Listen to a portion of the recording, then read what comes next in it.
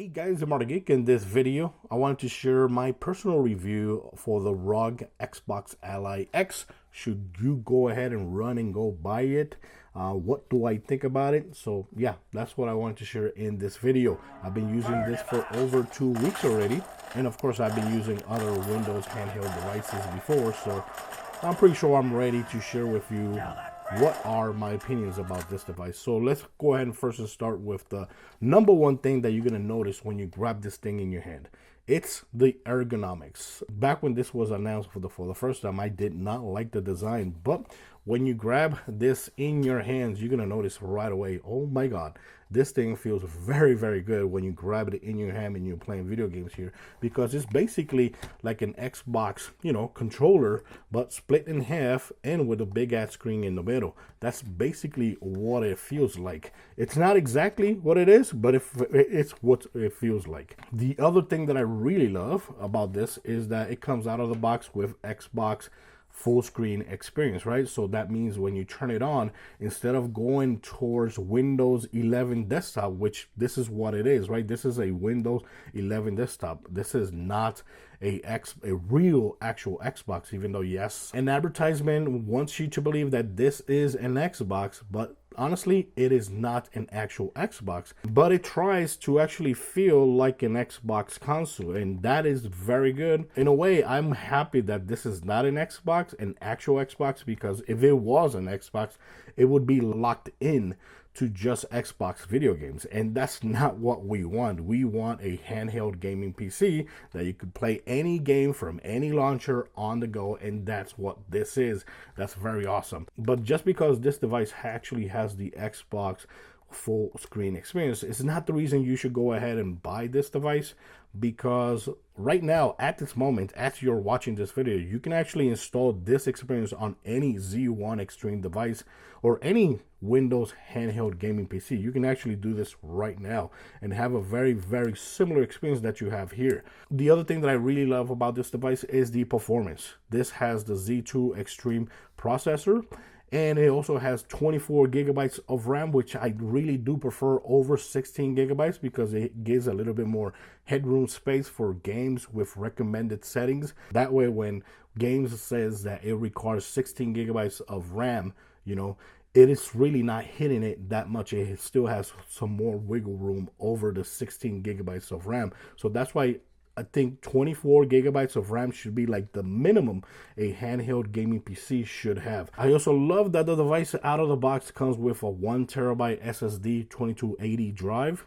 which is good. And the cool thing is that it's not that hard to actually replace. All you got to do is take these screws off, and that's it. You basically have access to the SSD drive and just follow a couple instructions and tutorials, and you'll be able to actually put 4 terabyte if you want here on this device. Another thing that I really like about this device is how quiet it is. This has a very good cooling system, and I normally, when I play my video games, play my video games like on turbo or 22 watts and above. And most of the times when you put other handheld gaming devices on turbo, automatically you're going to hear the fans going off and the system being loud.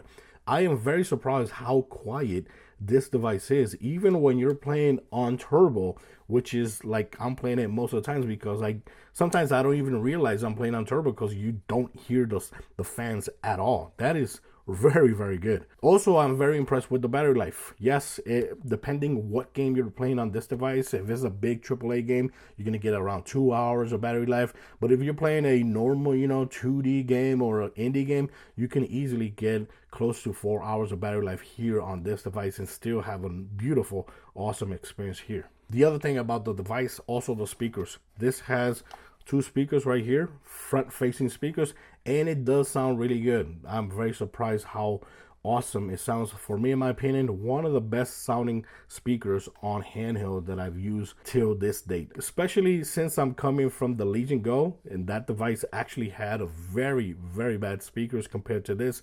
I can notice it right away, and it's so much better having the speakers just facing towards you, and they do get loud and they don't distort at all, especially when you're playing video games. I really, really love the speakers. Are you the police informant? Do you know where I can find Soot?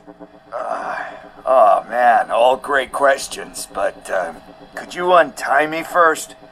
They really outdid themselves with these knots. Talk. I don't know how you usually operate, but that type of information don't come free. And of course, the number one reason that I love this device, and it's the same reason why I love most of the handheld gaming Windows devices over Steam, is that, of course, out of the box, you got access to Xbox Game Pass, which right now, as you're watching this video, maybe a year from now is a little bit more expensive. Oh, I activated the recording feature. Yeah, maybe a year from now, when you watch this video, the Xbox Game Pass for PC has actually went up a little bit more. But right now, as you're making this video, it's $16.49, and with $16.49, you get a lot of these games on day one. Plus, the library is very huge, and the cool thing is that you don't have to cloud stream these games. That's why I always preferred Windows handheld gaming device over Steam. A lot of people go crazy for Steam because it feels more like a console, but I do prefer Windows because I do have the flexibility to install all the games from Xbox Game Pass on day one natively here on this device. And if I don't like games here and I have a library on Steam, GOG, or Epic, I could just go ahead and go to those launchers and install the games from there. And once I install the games from there, they are going to be here in my library. And that's something that I really love about Windows handheld gaming PC. So now I want to mention the things that I don't like about the device, of course, so far. And one, I have to start with the fact that since this device is chunky, you know, this device is thick, I have a whole bunch of docks, right? Because I've been using the Steam Deck and other devices, and can you believe it that this does not fit on any of my docks that I currently own? It does not fit. Maybe I did have some docks, but I gave them away. But the ones that I actually have in my hands do not fit. So right now, if I want to dock this, I am stuck with this cardboard stand that they included in the case. So, and I can hook it up to the TV. Keep in mind, since I don't actually have the dock that it came out with, you know, that you can actually buy a dock. I'm using this right here. This is a USB-C, right, to HDMI. The same cable has the USB-C to HDMI. I really recommend to actually get one of these because you can easily hook this up to the TV, just like I've been doing, and it is very good. So the only thing that I really recommend is that if you hook it up from here or from here, it doesn't really matter because these two USB-C ports output video. So when you hook it up to the TV via the cable, of course, I recommend to actually connect it to the power while you hook it up to the TV, because that way it can power the device, because when you hook it up to the TV, it's going to draw a little bit more power and it's going to drain the battery a little bit more. I also recommend to, if you don't want to use this, I recommend to get one of these cases like the Killswitch, that, you know, it protects your device, but it also adds a kickstand. So with this kickstand and this case, I really don't need this because this does exactly the same job that thing is actually doing. So yeah, that's one thing that I wish that I had docks that actually fit this device, but I guess that's not this thing's fault. The other thing that I don't like is the buttons here. I think that the buttons, first of all, on this side, I think it has too many buttons. I think the Xbox should have been the button there and eliminate this little button over here, the armor crate, because it doesn't matter which button you open, right? You're still going to have access to the armor crate. So if I press this, I have access to the armor crate and to everything here. And if I press this, goes to the command center and everything here. So for me, there should have been only one button, and the fact that the buttons are actually too close to the thumbsticks. That's another thing that I don't like. Especially this one actually messes with my head a lot. Like, for example, I've been playing like lately Ninja Gaiden 4, and a lot of times, you know, when I'm fighting and so on, I want to go to the settings right away. And most of the times, instead of pressing the button over here, since it's so close to my thumbstick, I'm actually always pressing the library button. And that sucks because if you're in the middle of a game, some games do not pause when you do that, and it goes into the background, and then you have to press this button over here, try to find the game and actually go back to the game. And sometimes you can die, which has happened to me with other games that don't actually pause when you go put the game in the background. So yeah, I think this is a little bit too close. It should have been a little bit more up. a little bit more away from this button because I keep hitting that button a lot. I keep hitting the library button instead of the settings button a lot because it's so damn close. The other thing that I don't like, which is for me is a major thing, because when you grab a handheld gaming device on your hands, the first thing you're gonna notice besides the ergonomics is the screen. And I don't like that this has a screen that's 7-inch, and it's a screen that's almost 3 years old. This screen actually came on the original ROG Ally devices, and since then this screen has been on every other device. And I think for $1,000, you're paying $1,000 for a device that has a screen that's almost 3 years old. And that right there, I don't like it. And that's one of the reasons why I wouldn't tell anybody to just go ahead, run and buy this device right away, because it's totally worth it. Because first, honestly, I don't think any device should cost $1,000. Yes, this is not the best handheld gaming PC out there in the market. Like the Legion Go 2 is an awesome device with OLED screen. Beautiful device, 8.8 inches. And I really love it. But even that, I don't think that should cost more than $1,000. I think that should be the limit. That should be what $1,000 gets you. And for me, this shouldn't be $1,000. And the same thing goes with the MSI Claw A8.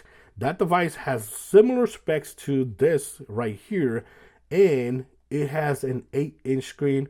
All the specs are very similar to this device, so it's basically very similar to this device when it comes to spec wise, but it has a bigger, beautiful screen. And for me, that should have been the perfect size that this device should have had, at least an 8-inch screen.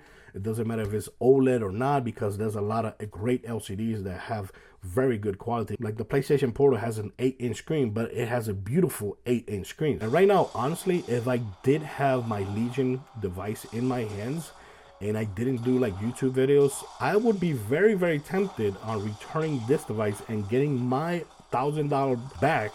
And then I would just go ahead and install the full Xbox experience on the Legion Go and just have very similar experience here, but with a bigger, beautiful screen. So for me, that's why I wouldn't recommend to actually go ahead and run and buy this device, because that's the number one thing you're gonna look at. You know, when you grab a device in your hands, for me, 7 inches at this age, 2025, I think it's too small.